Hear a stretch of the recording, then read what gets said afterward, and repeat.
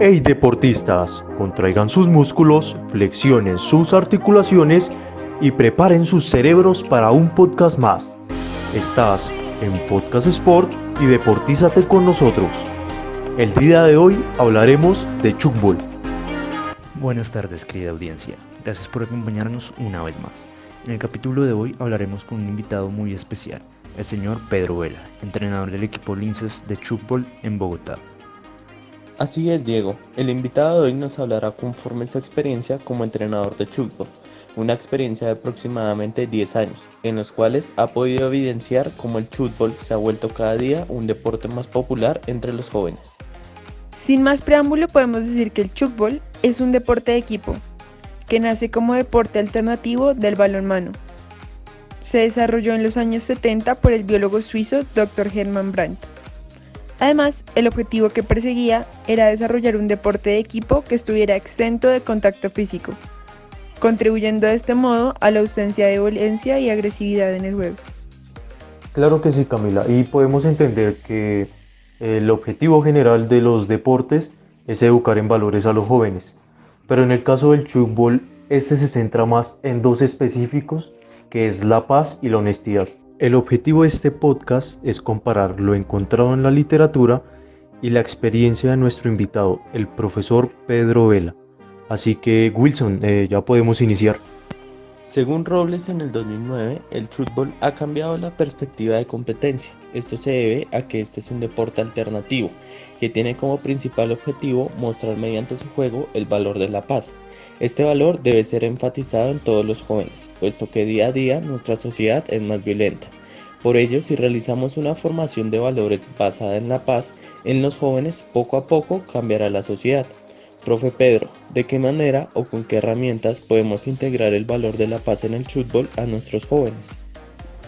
Bueno, yo pienso que la principal herramienta es a través del reglamento, del respeto por la misma y del espíritu de juego. Cada deporte en teoría debería tener un espíritu o una esencia, y acá en Chuckball pues se intenta rescatar todo el tiempo.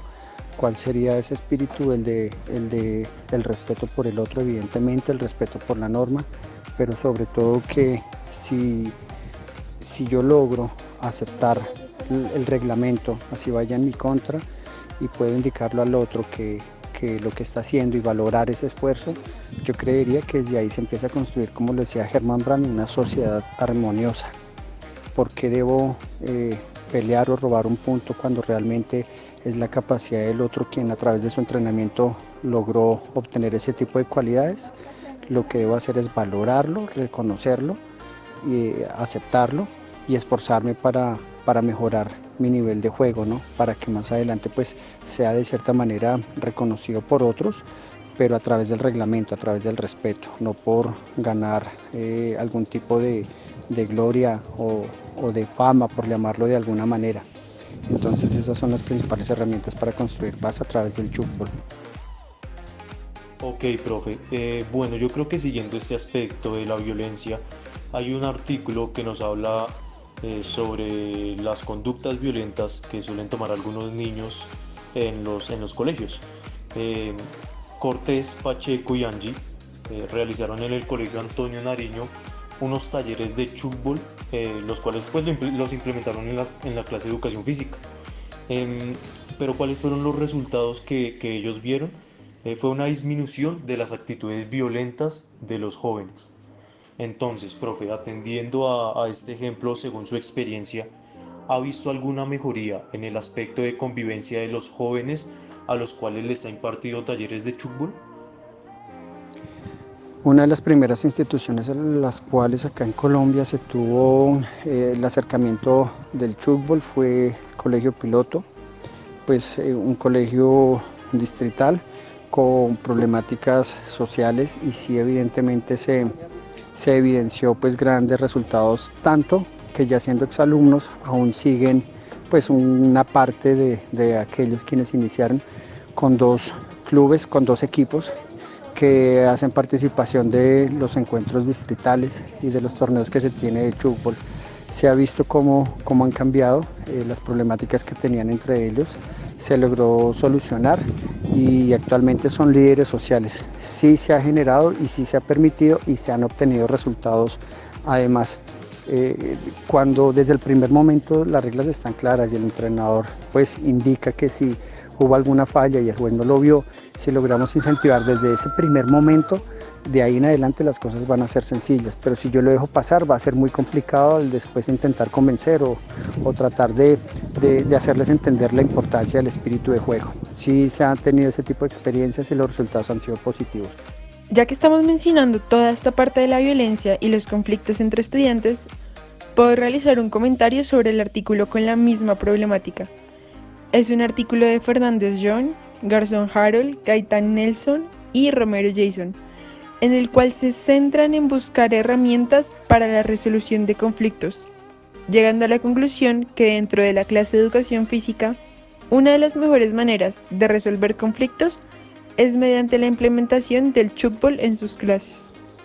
Bueno, si bien es cierto que las características de la sociedad actual promueven la competitividad, patrocinando el estrés y otros factores psicológicos y sociales que pueden afectar de forma negativa a las personas, Chukbol logra generar justo el efecto contrario. Según el artículo de Mardones y Sepúlveda en el 2005, el Chukbol favorece de una manera importante el mejoramiento de la autoestima, la dimensión social, afectiva y ética. Profesor Pedro, en el artículo se toma como eje central el autoestima. ¿Por qué cree usted que este deporte? Evidentemente, cuando se ve que un jugador insiste y no tiene las habilidades en un primer momento, la idea es que partiendo del entrenador, inclusive pues el entrenador de otro equipo, logre felicitar y acercarse a los muchachos y darles un buen mensaje de que lo están haciendo bien. Eso sirve. Evidentemente pues hay algunos competidores pues que tienen esa idea errada de que hay que vencer por cualquier medio. No obstante pues el lograr permitir y felicitarlos además, pues esto ayuda bastante a que la autoestima de los estudiantes, de los practicantes, pues genere ese tipo de confianza. Cuando se genera confianza, el estudiante intenta vincular a través de la práctica deportiva, el entrenamiento, de asistir de manera continua, cumpliendo con el horario y lograr esforzarse. Evidentemente se va a ver en el juego, se va a ver en la competitividad. Y enseñarle a los jugadores que aprendan a valorar ese jugador que es muy hábil, porque hay jugadores hábiles en la defensa y hábiles jugadores en el ataque. Y si un atacante pues me está haciendo muchos puntos y el que un grupo de jugadores, 2, 3 jugadores logren atrapar ese balón, pues eso evidentemente se genera una disputa en el buen sentido del juego limpio, en la cual cada uno quiere sobresalir, y eso es autoestima, eso es esfuerzo, esos son resultados. Y al final de cada juego, por lo menos en el Club Linces, es de valorar lo que el otro hace.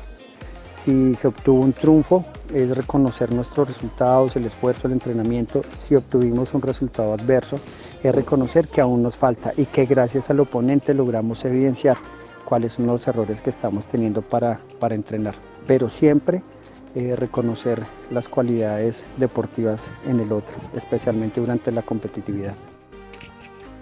Esto es todo por hoy. Muchas gracias por estar conectados.